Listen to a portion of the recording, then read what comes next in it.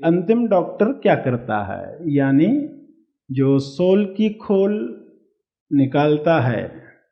एक डॉक्टर अन्नमयी शरीर का होता है, प्राणमयी शरीर का होता है, एक डॉक्टर मनमयी शरीर का होता है।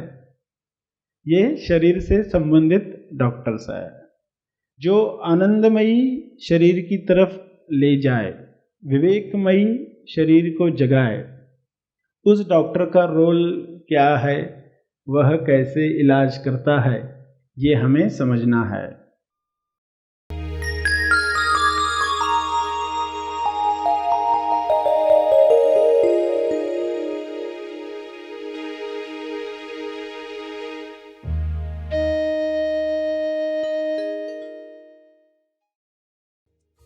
सभी को शुभेच्छा, हैप्पी थॉट्स। इस विशेष संदेश में आप सभी का स्वागत है। आइए इस संदेश को ग्रहणशील होकर सुने और समझें। प्यारे खोजियो, आप सबको शुभेच्छा, हैप्पी थॉट्स। बच्चा छोटा होता है, उसको चाइल्ड स्पेशलिस्ट के पास ले जाते हैं। उस डॉक्टर के पास बच्चा अपना इलाज करवाता है। माँ बाप के द्वारा वह इलाज चलता है। थोड़ा बड़ा होने के बाद फैमिली डॉक्टर इलाज करना शुरू करता है, और कुछ बड़े होने के साथ, कुछ विशेष तकलीफ़ों के साथ, कोई स्पेशलिस्ट आँख का, नाक का, थ्रोट का, कोई डेंटिस्ट आएगा, अलग अलग तरह के डॉक्टर्स आएंगे। और अगर मन में कोई परेशानी है तो साइकोथेरापिस्ट होगा, साइकेट्रिस्ट होगा, वो कुछ बातें बताएगा, काउंसलिंग होगी।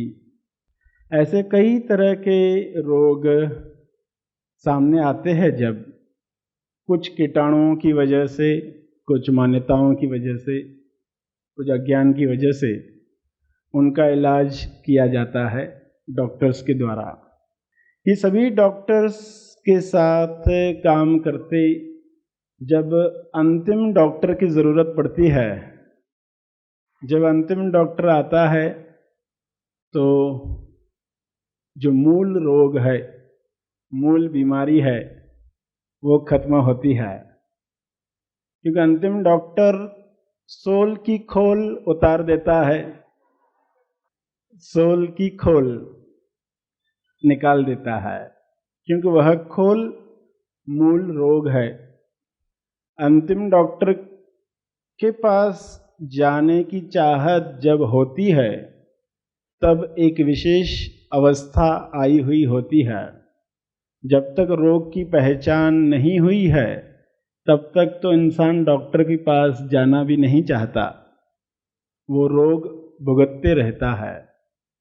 कौन सा रोग इंसान को लगा हुआ है, कौन सी सबसे खतरनाक बीमारी इंसान को लगी हुई है, कोई कैंसर कहे तो वो गलत कह रहा है, कोई भी बीमारी का नाम लिया गया तो वो उतनी खतरनाक नहीं है जितनी यह बीमारी जो सेल्फ को लगती है, जिसमें एक खोल तैयार होता है, जिसमें इंसान अपने आप को भूल जाता है।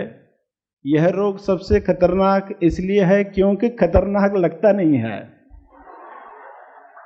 इसलिए ज़्यादा खतरनाक है। खतरनाक लगे तो इंसान इलाज करवाना चाहे, लगता ही नहीं है कि कोई ये रोग है, क्योंकि चारों तरफ सभी को यही बीमारी देखता है तो बीमारी लगती नहीं है। तो फिर कोई साफ साफ जब बताता है कि ये रोग है, इससे तुम यह तकलीफ भुगत रहे हो, इससे आनंद से महरूम हो, आनंद से कोसों दूर हो, जब ये पक्का होता है तब इंसान इलाज के लिए निकलता है। उसके पहले वह इलाज करवाना नहीं चाहता। तो रोग क्या है, रोगी का नाम क्या है? डॉक्टर के पास जब जाते हैं तो डॉक्टर लिखता है, प्रिस्क्राइब करता है, रोगी का नाम पूछता है, तो रोगी का नाम क्या है? मिस्टर ओम कृपा शंकर कैवल्य। मिस्टर ओम कृपा शंकर कैवल्य। और पता क्या है? ब्रह्मांड निवास यूवीएस सोसाइटी। जिसका इलाज चलना चाहिए वो कहाँ पर है, वो कौन है, उसका रोग क्या है, ये हमें पता चले। उम्र अमर है, रोग है सुयु। रोग का नाम सुयु। अब रोग के नाम आप सुनते हो तो ऐसे ही कठिन नाम होते हैं ना। दवाइयों के नाम सुनते हो, वे भी कठिन कठिन लगते हैं। तो रोग सुयु है। सुयु का अर्थ है क्या? Self unrealised. रोग है सुयु। सुयु सेल्फ अनरियलाइज्ड एंड अनस्टेबलाइज्ड, ये रोग है। अगर ये रोग है तो उसके कारण होंगे। आज अगर हमने कारण जान लिए, दवाई भी जान ली, तो इलाज आसान हो जाएगा। हमें वाकई पता चले ये खतरनाक बीमारी है, इससे मुक्त होना जल्द से जल्द आवश्यक है। और इसके लिए अंतिम डॉक्टर क्या करता है? आप इलाज करवाते हो बाहर, कोई डॉक्टर ऑपरेशन के लिए कहता है, तो आप किसी से पूछते हो क्या वाकई यह ऑपरेशन ज़रूरी है? क्योंकि ऐसे डॉक्टर्स भी हैं जो डराकर पेशेंट से काम करवाना चाहते हैं। बाहर की जगत में ऐसे कुछ डॉक्टर्स होते हैं जो पेशेंट्स को डराते हैं, अरे ये बहुत रोग खतरनाक है, ये ऐसा है। जो नहीं है खतरनाक उसको खतरनाक बताया जाता है, जो खतरनाक है उसे नहीं बताया जा रहा। तो ऐसे कुछ डॉक्टर, खास करके बच्चों के डॉक्टर, कि माँ बाप बहुत डरे हुए पहले से ही बच्चे के मामले में, तो कहेंगे देखो तुमने ये नहीं किया तो बच्चे को खतरा है, जान का खतरा है, माँ बाप बहुत डर जाते। ऐसे डॉक्टर्स हैं, ऐसे उदाहरण सामने आते हैं। तो ऐसे डॉक्टरों से बचने के लिए कुछ नियम बनाए गए हैं कि सेकंड ओपिनियन लेना चाहिए। अध्यात्म में भी गलत सत्य के नाम पर शरीर की कसरतें करवाकर लोगों को भ्रमित किया जाता है। तो उनमें अटकने के पहले इंसान को अगर हैबिट है, पहले तैयारी करे, पहले देख ले। जिसको डॉक्टर की पहचान है उसे कोई दिक्कत नहीं आती, वरना डॉक्टर कान की मैल देख रहा है और उसे लग रहा है कि कान में जो बाली है उसे देखा जा रहा, तो वो ठीक करने लगता है। तो उसे पता ही नहीं है कि अंतिम डॉक्टर जो है वे तुम्हारे शरीर की नहीं, तुम जो हो उसका इलाज करते हैं, शरीर से लेना देना नहीं है। तो जब इस तरह की तैयारी हो गई तब इलाज बहुत आसान हो जाता है। अंतिम डॉक्टर क्या करता है? यानी जो सोल की खोल निकालता है। एक डॉक्टर अन्नमयी शरीर का होता है, प्राणमयी शरीर का होता है, एक डॉक्टर मनमयी शरीर का होता है। ये शरीर से संबंधित डॉक्टर्स है जो आनंदमयी शरीर की तरफ ले जाए, विवेकमयी शरीर को जगाए। उस डॉक्टर का रोल क्या है, वह कैसे इलाज करता है, ये हमें समझना है। तो रोग क्या है एक उदाहरण से समझ में आएगा, और ये खतरनाक क्यों है ये भी पता चलेगा, और डॉक्टर कैसे इलाज करता है। उदाहरण में ऐसे है कि एक इंसान जिसको पसीना आता है। पसीना कैसा है कि जब चेहरे पर पसीना आता है, वो पसीना सूख कर चेहरे पर वो एक रूप लेता है, वह हार्ड होता है, सख्त हो जाता है और एक खोल तैयार करता है, एक मास्क तैयार करता है, एक मुखौटा तैयार कर लेता है। यानी इंसान पसीना आने से पहले जो था वो था, मगर पसीना आया, पसीने से एक रूप तैयार हो गया। कभी वह अपने आप को स्त्री कहता है, कभी वह अपने आप को पुरुष कहता है। जैसा रूप देखता है वैसा अपने आप को मान लेता है। कभी अपने आप को स्मार्ट कहता है, कभी अपने आप को खूबसूरत कहता है, कभी काला कहता है। ये बदलते रहता है। इसलिए वह जो एक्चुअली है वह उसे पता नहीं चलता, क्योंकि पसीने से ये होता है उसे पता ही नहीं। पसीना रूप बदल रहा है ये उसे पता नहीं है। तो फिर कभी टिंगना है, कभी लंबा है, कभी इंजीनियर है, तो कभी टीचर है, कभी फौजी है। ऐसे रूप बदलते रहता है। पसीने की वजह से एक खोल आता है, एक नकली मुखौटा, एक नकली चेहरा चेहरे पर आ जाता है और वही चेहरा वह अपना मान लेता है। पसीना आते रहता है, क्योंकि पसीना क्यों आता है उसका इलाज उसने किया ही नहीं, उसे पता ही नहीं ये रोग है, इसलिए खतरनाक है। पता होता तो कुछ इलाज किया होता। और ये सब रूप अलग अलग बनते रहते हैं। कभी उसे खोजी का चेहरा मिलता है। जब खोजी का चेहरा मिलता है तभी उसे गुरु की याद आती है, उसके पहले उसे गुरु की याद आती नहीं है। तो खोजी जिस दिन बनता है उस दिन वह जाता है इलाज के लिए। उसके पहले तक तो वो जाता ही नहीं था, क्योंकि क्या करेगा? अगर वो अपने आप को हिंदू मानता है तो मंदिर जाएगा, अगर मुसलमान मानता है तो मस्जिद जाएगा। हर एक अपने अपने स्थान पर जाने वाला, जो अपने आप को मान रहा है। अब जिस दिन उसने खोजी जाना तब वो कहाँ जाएगा? तब वो सत्संग जाएगा। मुझे खोज करनी है, उसके पहले तो सत्संग जाएगा नहीं। अपने आप को कुछ अलग मानकर बैठा है, व्यापारी हूं तो फिर दुकान पर ही जाएगा।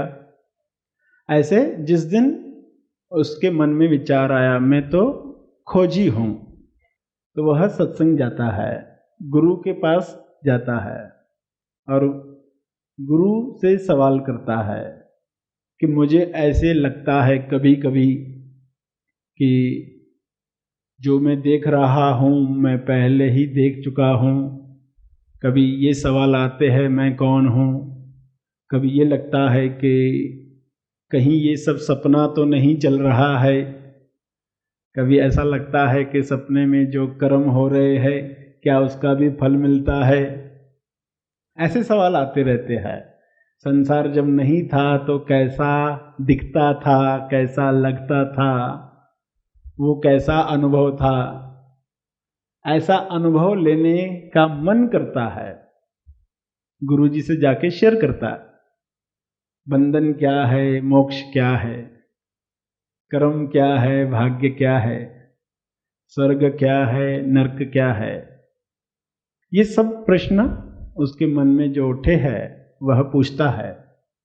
गुरुजी उसका टेम्परेचर चेक करने के लिए उसके सिर पर हाथ रखते हैं। टेम्परेचर देखने के बहाने, आशीर्वाद देने के बहाने, और उसका नकाब खींच लेते हैं। नकाब खींच लिया गया। गुरुजी के गले में आईना टंगा हुआ है। पहले नकाब में वो अपने आप को देख रहा था और सवाल पर सवाल पूछते जा रहा था। जैसे ही नकाब हटा दिया गया, मास्क निकाल दिया गया, तो जो चेहरा अब देख रहा है, अरे ये तो वही चेहरा है जो गुरुजी का है।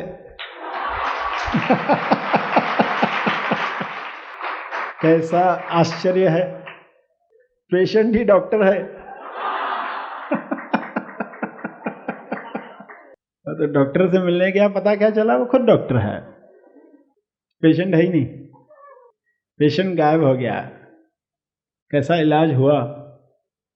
धन्यवाद के भाव निकलते हैं, आश्चर्य के भाव, क्योंकि अध्यात्म यही सिखाता है आश्चर्य कैसे करें। अब बड़ा खुश है, मगर गुरुजी कहते हैं जल्दी खुश मत हो जाओ, पसीना आना बंद नहीं हुआ है।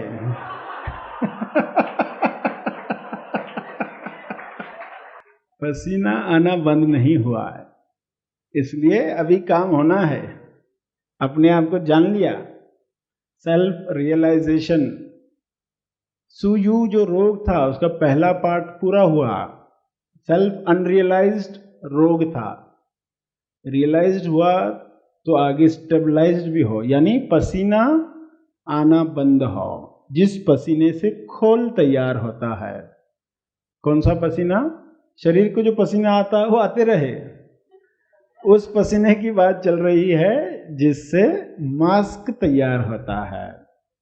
ये एक एनालॉजी, एक उदाहरण के द्वारा बताया जा रहा है कि ये पसीना आता है, उससे नकली नकाब तैयार होता है और इंसान अपने आप को वही मान लेता है। तो गुरुजी बताते हैं कीटाणु पसीने के जो हैं वे क्या है। पहला जो पास्ट से जुड़ा हुआ है, भूतकाल से जो जुड़ा हुआ है, बचपन से, परवरिश से, माँ बाप से, जीन से आए हुए पैटर्न्स, वृत्तियाँ, टेंडेंसीज, आदतें, ये पहला कीटाणु है जिस वजह से ये रोग होता है। 4 कीटाणु जैसे बताए, तो पहला पैटर्न है वृत्तियाँ, टेंडेंसीज, जो बचपन में हुई घटनाओं की वजह से, कुछ प्रोग्रामिंग हो जाने की वजह से इंसान अपने आप को वही मान लेता है। दूसरा संग है।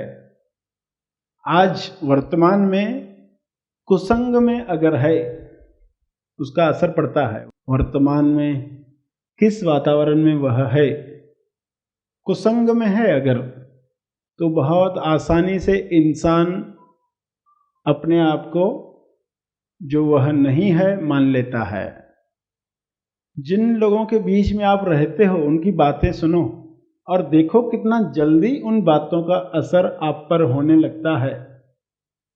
कुछ मित्रों के साथ बैठे, कुछ सहेलियों के साथ बैठे, उनकी बातें चल रही है अगर फिल्मों की, फैशन की, यहाँ वहाँ की चर्चा, कंपैरिजन, ईर्ष्या, जेलसी, तो बहुत जल्दी ही आप देखते हो कि आपके मुंह से भी ऐसे कुछ शब्द निकलने लगते हैं। अगर आप सजग हो, बहुत सजग हो, तो ही आप उस संग में कीटाणु रहित हो सकते हो, वरना उसका इन्फेक्शन हो ही जाता है। बहुत सावधान रहना होता है कि कोई भी वायरस उनसे आपकी तरफ न आए।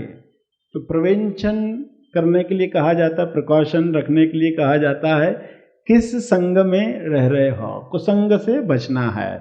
वर्तमान में किस संग में हो।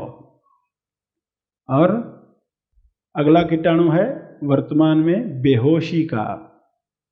जल्दी इंसान बेहोश हो जाता है, तो बेहोशी, नींद आ जाती है, बात करते करते सामने वाले की बातें सुनकर नशे में चले जाते हैं, अतेश के नशे में चले जाते हैं, भक्ति का नशा उतर जाता है और बेहोश हो जाते हैं। और फिर चौथा, आखिरी, अज्ञान। भविष्य का अज्ञान, भूत का अज्ञान, वर्तमान का अज्ञान। क्या चल रहा है, क्यों चल रहा है, कहाँ जाना है, पृथ्वी पर क्यों है, ये सब तो भूल ही गए। तो उसे कहा गया अज्ञान का वायरस, अज्ञान के कीटाणु।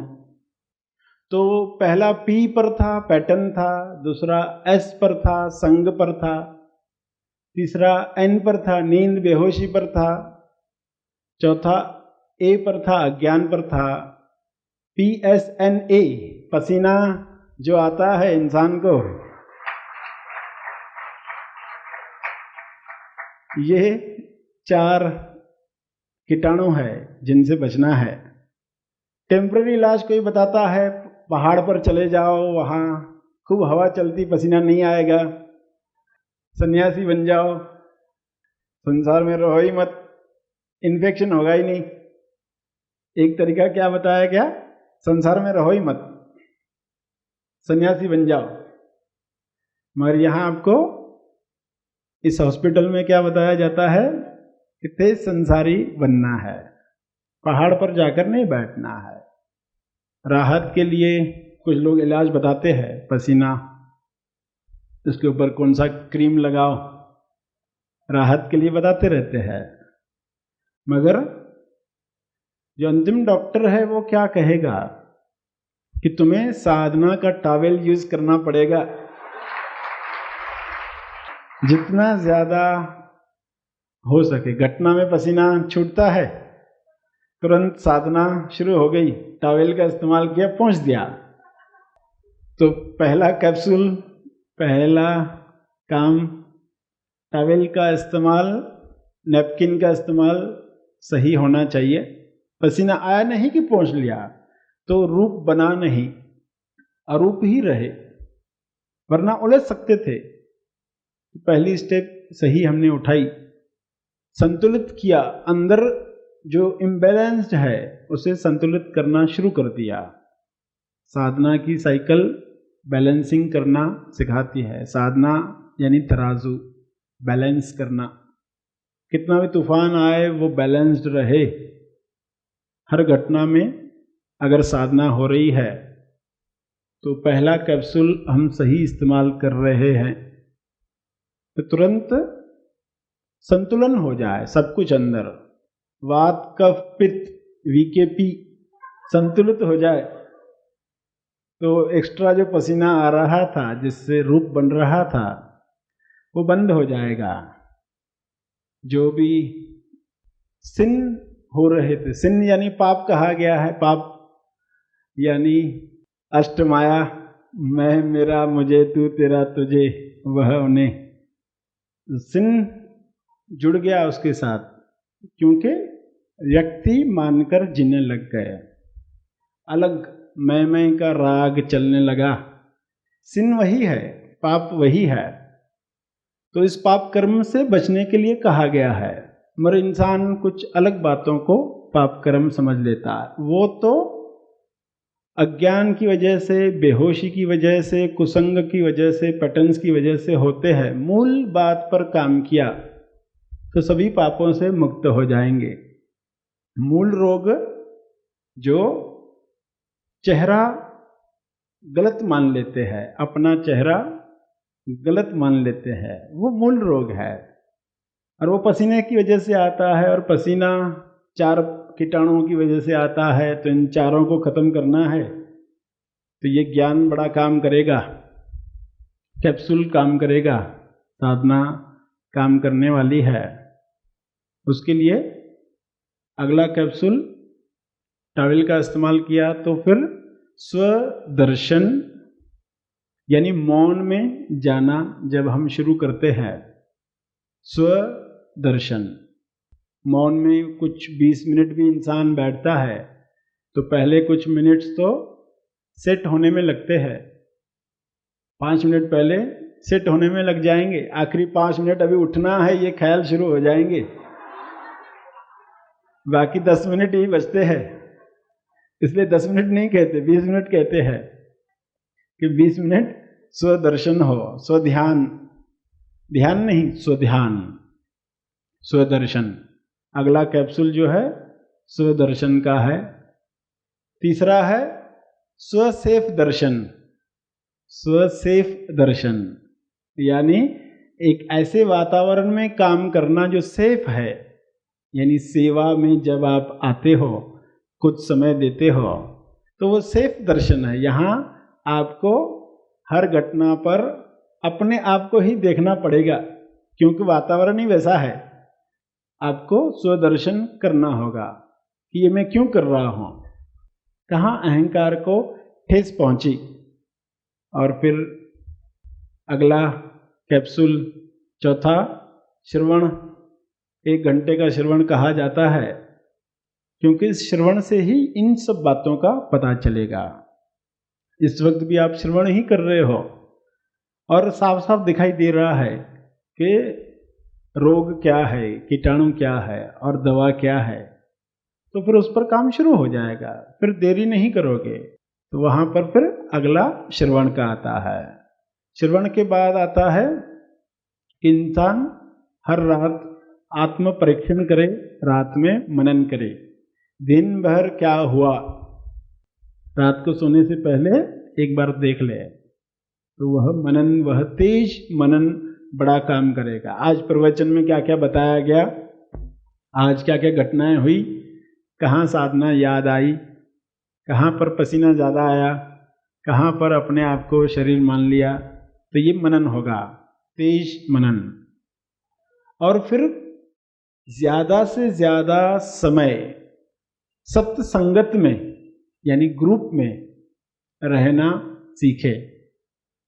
अगर ज़्यादा लोग आपके मित्र सत्संगत में नहीं है तो वे भी लोग सत्य के साथ कैसे जुड़ें, इसका ख्याल रखोगे। क्योंकि जितने ज़्यादा लोग सत्य से जुड़े हुए हैं उतना ज़्यादा समय आप सत्संगत में रह सकते हो। आज कोई कहे कि मेरे दोस्त कोई तो सत्य के साथ जुड़ा हुआ नहीं है तो मुझे ऐसी संगत कहाँ मिलेगी, मेरे ऑफिस में तो वैसे लोग नहीं है, कॉलेज में तो वैसे लोग नहीं है, पड़ोस में तो वैसे लोग नहीं है। तो हमारा प्रयास रहेगा कि वे भी आज नहीं तो कल श्रवण करना शुरू करें, सत्य के साथ जुड़ें। तो सत्संगत कितनी करनी है हर एक का बता, कोई 1 घंटा है, कोई 20 मिनट है, सत्संगत जितना पॉसिबल हो। हमारे घर के भी सभी लोग अगर सत्य से जुड़े हुए हैं तो ऑटोमेटिक हम उसी वातावरण में रहते हैं, उसका बड़ा लाभ होता है। और फिर 7वां नंबर स्मरण, इस बात का कि मैं शरीर नहीं हूँ, ये जो चेहरा दिख रहा है ये मैं नहीं हूँ, ये स्मरण अगर चलता रहे। आप शरीर नहीं हो, आप भोक्ता नहीं हो, तो फिर जो निर्णय लेंगे तुरंत याद आएगा, ये निर्णय लेते वक्त मैंने अपने आप को क्या मानकर निर्णय लिया, तो ये है स्मरण। और 8वां वह है प्रेम। स्वास्थ्य के प्रति प्रेम अगर आपको है, सत्य के प्रति प्रेम अगर आपको है, तो आप तुरंत रोग से मुक्त होना चाहोगे। तो इस प्रेम को बढ़ाया जाए, पहचान बढ़ाई जाए। तो ये 8 बातें आपको बताई गई। पहले पर टॉवेल यूज करना है साधना का, और फिर दूसरे नंबर पर बताया स्वदर्शन, कैसे 20 मिनट हम उसमें रहें। कुछ पेशेंट्स के लिए टाइम बढ़ाया जाता है, कुछ के लिए कम किया जा सकता है, कुछ चेंजेस आती है, मगर इन जनरल क्या क्या होता है आपको बता दिया गया। तीसरे नंबर पर स्वसेव दर्शन है, यानी सेवा का है। चौथे पर श्रवण भी है। 5वें पर रात को आत्म परीक्षण भी है। 6ठे पर सत्संगत भी है। 7वें पर स्मरण है और 8वें पर प्रेम है। ये 8 कैप्सूल्स अगर लिए जाते हैं तो रोग का जो मूल कारण पसीना आना था वो बंद हो जाता है, उसके बाद सब आसान हो जाता है। तो इस तरह इलाज असली चीज़ का जब होगा, शरीर का तो इलाज करवाना ही है क्योंकि वह अभिव्यक्ति का माध्यम है। स्व का इलाज, स्व का रोग क्या है, यह भी जानना आवश्यक है। तो डॉक्टर्स डे पर ये सब बातें आपको बताई गई कि मूल रोग क्या है, कैसे इससे मुक्त होना है, कौन सी टेस्ट होती है, संसार में क्या टेस्टिंग होती है और उस टेस्टिंग से घबराना नहीं है। और एनालॉजी से बताया गया सोल की खोल कैसे निकाली जाती है, डॉक्टर कैसे मास्क छीन लेते हैं, असली दर्शन होता है, स्वदर्शन होता है। मगर पसीना आना बंद नहीं हुआ तो फिर से इंसान पुरानी मान्यता में, बेहोशी में, अज्ञान में, कुसंग में, पैटर्न्स में, वृत्तियों और आदतों में चला जाता है तो वैसा न हो जाए हमारे साथ, इसलिए ये सजगता हमेशा रखनी है। स्व को जानने के साथ सदा हम उसी अनुभव में रहना सीखें। इसके लिए रिमाइंडर्स हमें मिलते रहे। आज का भी दिन एक बड़ा रिमाइंडर था, याद दिलाने के लिए सब साफ साफ दिखाई दे, ये कीटाणु है, ये रोग है, ये इलाज है, इनमें से कौन सा कैप्सूल हम ले रहे हैं, कौन सा बिल्कुल नहीं ले रहे, कौन सा भूल ही गए हैं। तो याद आने के साथ वह दवाई भी सही मात्रा में लेना आप शुरू कर दोगे तो इन सब बातों से मुक्त हो जाओगे। सभी डॉक्टर्स विश्व के अगर ये सोच ले कि सारे पेशेंट्स स्वस्थ हो जाए, कोई भी पेशेंट न रहे अगर विश्व में, तो कैसी संभावना खुल सकती है। अज्ञान की वजह से कोई ये सोच ले कि पेशेंट नहीं रहेगा तो हमारे पेट का क्या होगा, हमारा घर कैसे चलेगा, तो यह अज्ञान की वजह से ही कोई सोचता है। होगा यह कि जब सचमुच सभी स्वस्थ हो जाएंगी तो यही डॉक्टर्स बड़ी संभावना खोलने के लिए क्लिनिक चलाएंगे। बड़ी संभावना, लोगों की हायर संभावना, स्वास्थ्य की हायर संभावना। वरना छोटे छोटे रोग हटाने में ही पूरा जीवन चला जाता है। इतने सारे पेशेंट्स, उनको ठीक करना, वही रोग ठीक करने में ही पूरा जीवन चला जाता है। कब नई संभावना पर काम किया जाएगा।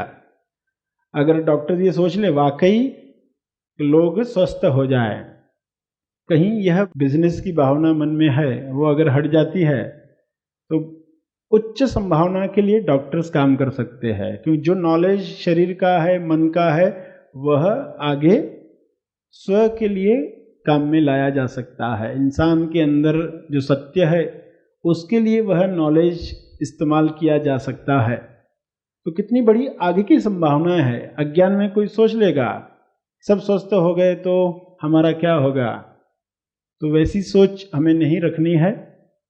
लिमिटेशन तोड़नी है, नई संभावनाओं पर जाना है। आज के दिवस ये एक संदेश था सभी डॉक्टर्स के लिए भी और सभी खोजियों के लिए कि खोजी बने हैं तो अपना मास्क कैसे जल्द से जल्द हटे। उसके पहले कुछ और मान रहे थे अपने आप को, इसलिए सत्संग में आए नहीं थे। अब आए हैं तो इसका पूरा फायदा हमें लेना है। सेवा का मौका दिया, इसके लिए आप सबका बहुत बहुत धन्यवाद। Happy thoughts.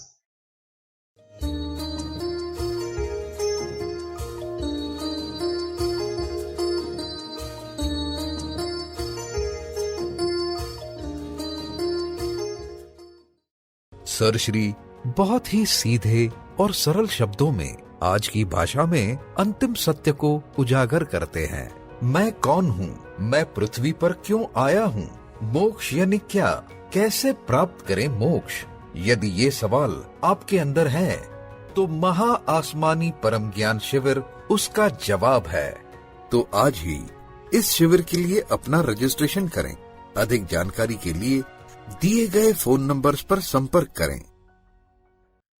इस वीडियो को लाइक और शेयर जरूर करें।